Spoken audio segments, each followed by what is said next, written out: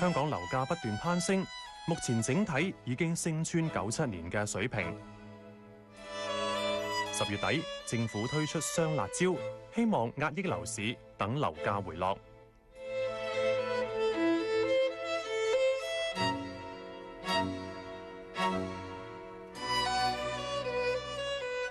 政府出招之後，第一個推出嘅新樓盤喺2個星期前發售，睇樓嘅人唔算多，反應一般。好啊，我呢啲都冇諗住依家買。你覺得價錢點樣？還可以吧。冇樓價冧嘅，只有升嘅啫嘛，係嘛？樓價依然高企，年輕一代想買樓，目標遙不可及。租樓住，租金同樣驚人。香港人盼望有一個安樂窩，等到頸都長。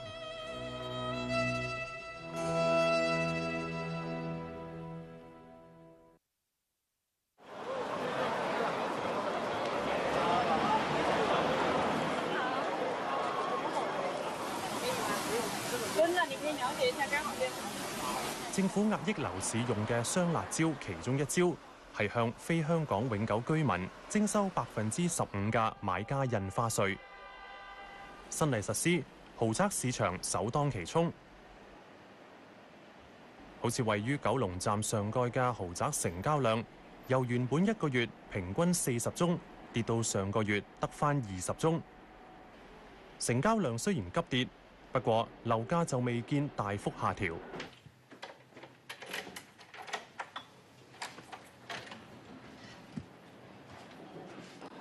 嗱，呢個單位就1300幾尺啦，咁就望正全維港海景，咁啊高層啦，向正南啦，就係國內客最受歡迎嘅單位啦。睇啱又買啦，佢哋睇緊嘅豪宅物業，講緊都係2-3千萬，以至到4-5千萬、1億到嘅。喺成本上，譬如買一間2000萬嘅單位，佢額外要俾多300萬，個別業主係減咗3至到5%，再進一步嘅下跌，我哋暫時睇唔到。由年初至今咧，嗰個升幅已經超過咗2成，去到2成半到㗎啦。咁其實係仲未抵消到嗰個升幅嘅。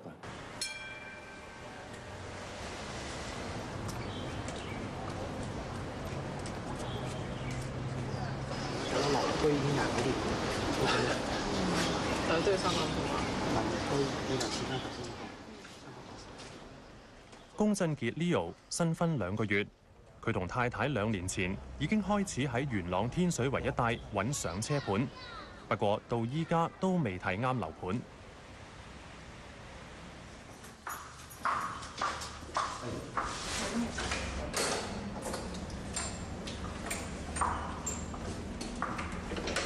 哇！佢呢個就建築面積同埋我哋叫做直廳咧，個景觀其實就會再闊啲嘅。講緊啲年齡大約升咗幾多啊？其實如果年頭呢啲亞灣都係230左右，其實你話計個升係個升幅其實同嘉湖差唔多，即係其實佢係啦3成幾4成。出招前其實呢啲都去到3、5幾㗎，近期呢1個月其實個價錢係有少少回落咗少少。係，但係其實升咗8萬，但係落咗10萬都唔知有冇。4成，即係我年頭買年尾放，我嘅時候我可以賺咗半層樓翻嚟喎，你加5%，樓價就加20%幾、30幾，咁其實於是乎之後其實根本就係你個樓越嚟越貴，人工係追唔到。元朗區新盤啦，其實500幾萬，攞50幾、60幾萬出嚟買一個叫做新盤嘅話，以一個上車嘅有限資金嚟講，其實係一個好吃力嘅事咯。可能2-3年回落到1成左右咧。睇住喺呢個咁上下持平水平嘅低位嗰度嚟，先至入伙咯，而唔會話即係好似依家咁樣一路係咁追咯，好衝動咁唔會咯。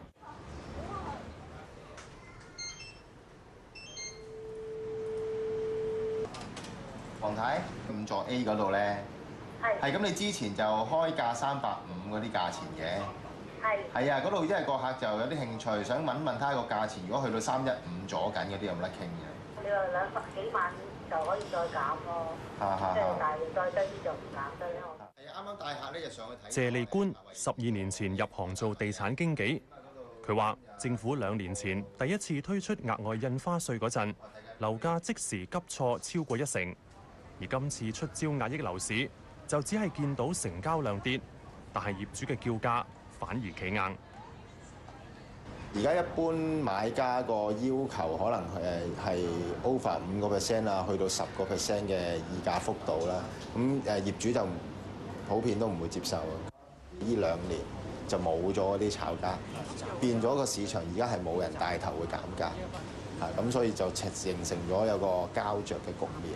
咁你長線嗰班可能我收1年租都收10幾萬啦，而家咁冇乜必要走去減價啦。租金有回報率喺度嘅，咁其實樓價下跌嘅空間就唔會太多。300萬啦，呢個樓價啦，當啦9成按揭啦。即係你有30萬就可以買樓啦。厘印啊，跟住律師啊呢啲啊，即係成40萬。成40萬啦，咁你就買翻一個300萬嘅樓。Leo 兩夫婦每個月收入夾埋大約5萬蚊，超過居屋同置安心計劃嘅入息上限。而家私人樓又買唔起，唯有一邊租樓住一邊儲錢。假如300萬咧，你都要儲33個月，即係2年大半差唔多，你計3年啦。係咯。你預翻啦3年啦，咁就可以就有望上車啦。假如即係叫做假如3年之後仲有300萬嘅樓啊，上車之路其實係漫長啦。對政府成個樓市政策啦，冇希望冇期望，咁自然冇失望噶啦。我唔會期望咧政府會出乜嘢特別嘅招數，即刻可以令到個樓市係可以降溫，或者即係喺一個嘅可能講緊用3幾年時間裏邊即刻可以降溫，去到翻一個叫做同翻你個人工係叫做比較個相對又比較貼近嘅水平。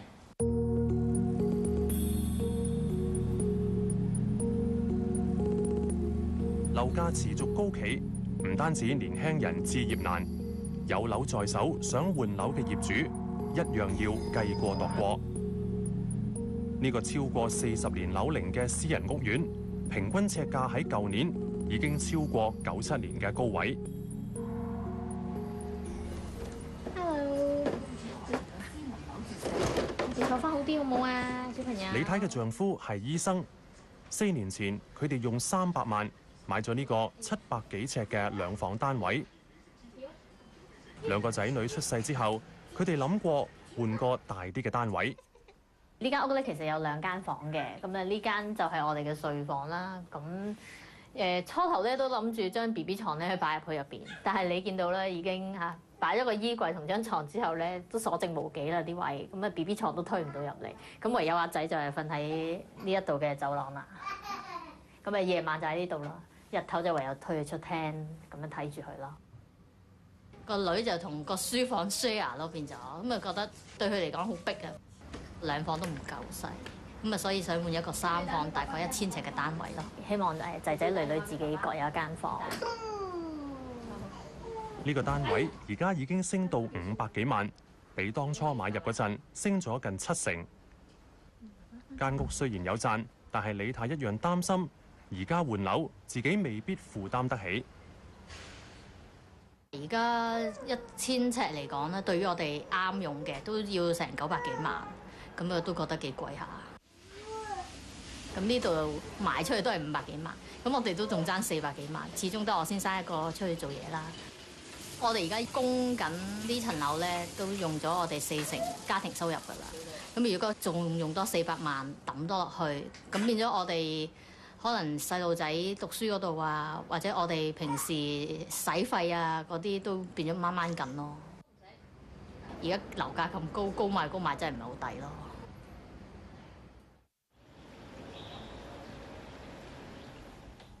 樓價升咗一個好泡沫化嘅水平，就算個市回翻10%，都係一個非常非常之高嘅水平，同埋非常非常之唔健康嘅水平。最近3次所講嘅樓市調整啦97年調整6.7%，睇翻另外83年嗰次咧就係3.3%啦，咁73年就係3成啦，即係你起碼嘅消費咧，你預係3成或以上嗰個調整咯。強版 SSD 同埋特別買家印花稅咧，個 BSD 咧係針對一個需求上同埋壓需求，希望買到時間嚟令到政府有一啲比較揾到一啲比較有效嘅方法嚟解決而家嘅樓價高企問題。如果政府係揾唔到一啲有效嘅方法嚟解決個供應問題同埋個負利率問題咧，你撳得幾耐咧？只係時間嘅問題，始終就會重複翻第一次出 SSD 啦，撳一陣佢升翻上嚟㗎啦。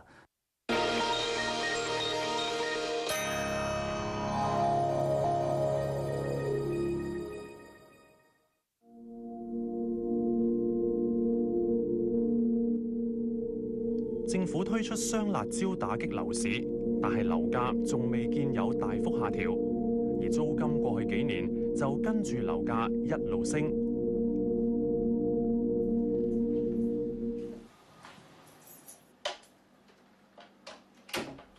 麥淑儀 Barbara 原本同屋企人住喺天水圍，因為日日要出九龍市區返工，1年前佢搬出去深水埗，暫住喺爺爺嘅屋企。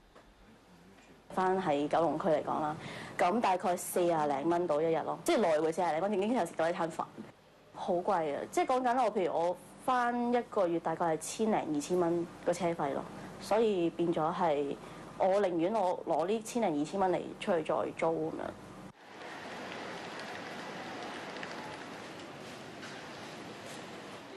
最近阿爺間屋準備要大裝修 ，Barbara 被逼要喺同區揾屋租。咁呢間啦，咁就唐樓啦，咁就85尺，已經3900蚊。其實可能譬如呢個嘅尺數嚟講，半個月前其實佢未必可能去到3900蚊，可能3500蚊啊到已經有啦。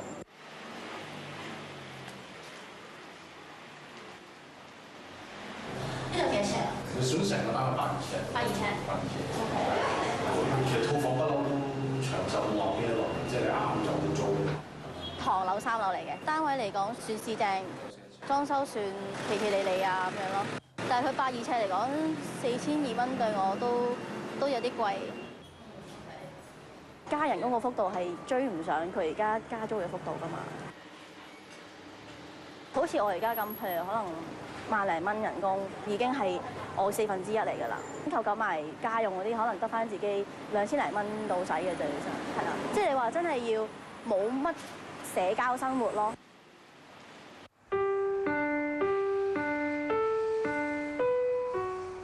根據差餉物業估價署嘅資料，私人住宅租金喺今年頭10個月已經持續升咗超過1成。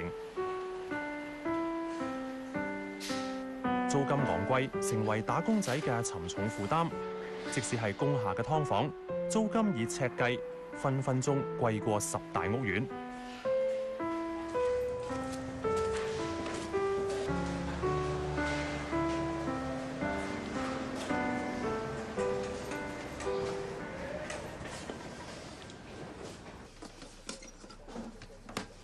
呢度就35尺啦，全部都木做嘅，咁嗰隻門咧淨係開到一半嘅啫，咁啊啲空氣咧就得一個抽氣扇嘅啫，你一眼都望晒啦，都差唔多，啲嘢都擺到滿晒嘅，即係等於蝸居差唔多嘅啫。黃志文做地盤散工，月入大概1萬蚊，同太太住喺大角咀呢個工廈劏房。每個月租金1450蚊，除開1尺租金要成40幾蚊。出邊就60尺到啦，都差唔多2000幾蚊，成3000蚊㗎啦。咁我負擔唔起，講真，我覺得係負擔唔起嘅啫。出年我仲有個小朋友落嚟香港，咁我上有父母要供養，咁啊變咗咧就其實我就好少閒錢㗎啦，基本上都差唔多餘清咁滯㗎啦。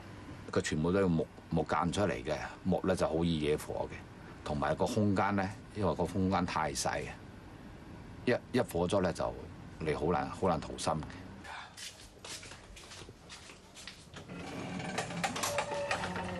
林小陽你好，你好。點啊？而家多唔多人喺度啊？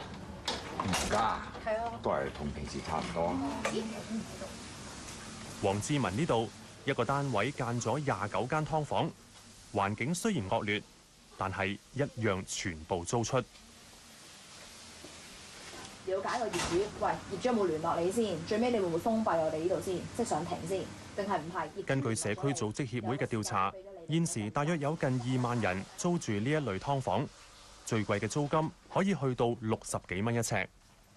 租金水平咧都會較比出邊私人樓同咁大嘅單位咧平啲，而且咧講緊佢嗰個搬入嚟個搬遷入邊，可能未必需要俾按金，未必需要俾上期，就係需要俾第1個月嘅租金。咁所以喺嗰個開支上邊咧，大大咁減少咗，好有誘因嘅。好。最近屋宇署開始取締呢一類非法工廈劏房，業主收到通知要將單位還原，一眾住客被逼要盡快搬走。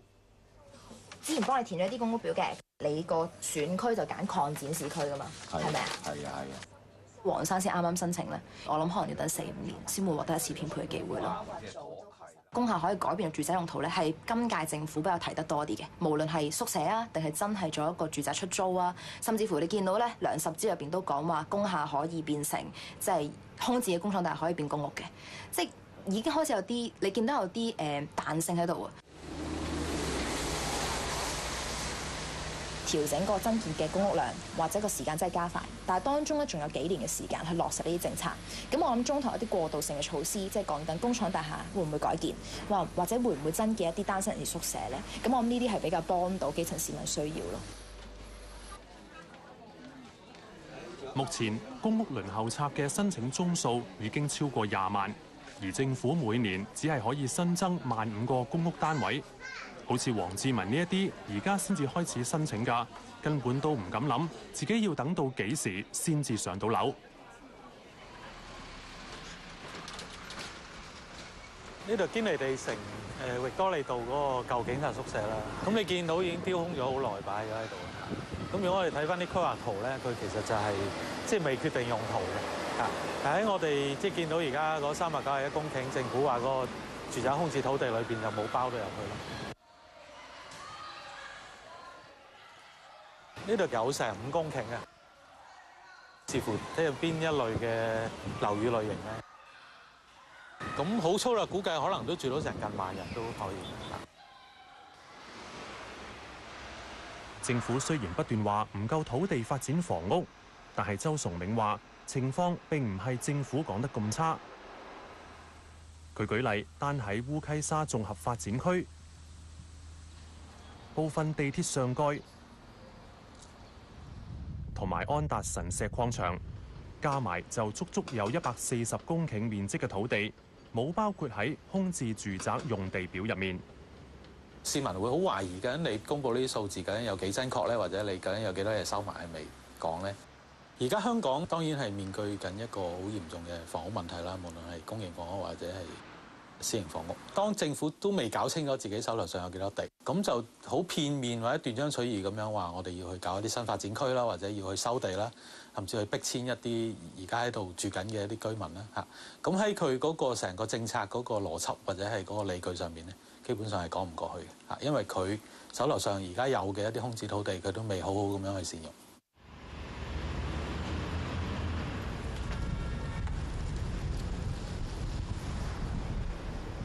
嚟到呢個楊屋道嗰個爛地停車場，3個月租一次，都非常之大嘅。呢啲地係政府地，佢哋要處理嗰個情況係仲更加簡單，因為唔需要特登去同一啲發展商收地。咁呢啲亦都係政府自己嘅規劃裏邊改用途，喺個程序上冇咁繁複底下，其實政府喺呢段時間一路都講話冇地去起樓。但係其實正正我哋發現到一啲地就係即係咁樣用途，咁點解會係冇地起樓咧？我覺得即係冇去積極去諗一啲途徑係急市民所急嘅一啲居住問題咯。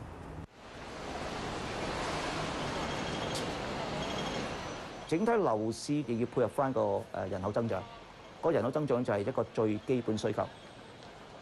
如果你再唔做任何嘢咧，你唔係產生個樓市問題，你產生個社會不穩定嘅問題。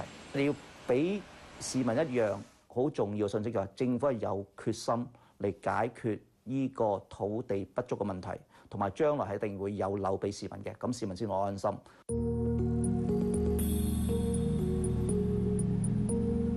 香港每年新增家庭超過3萬個，過去5年平均每年嘅公私營住宅單位加埋供應大概只有2萬幾個，私人住宅空置率更加創新低，下跌到目前嘅4.3%。關焯照話：樓宇供求失衡，佢批評特區政府自回歸以嚟欠缺長遠嘅房屋規劃。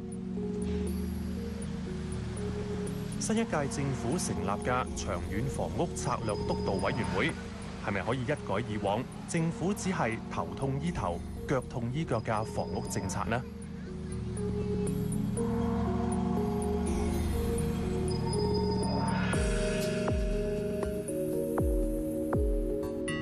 跟住係噴射飛航50週年特約海上明珠，之後係齊齊為此動起來，再跟住東張西望，萬千星輝頒獎典禮最強列陣。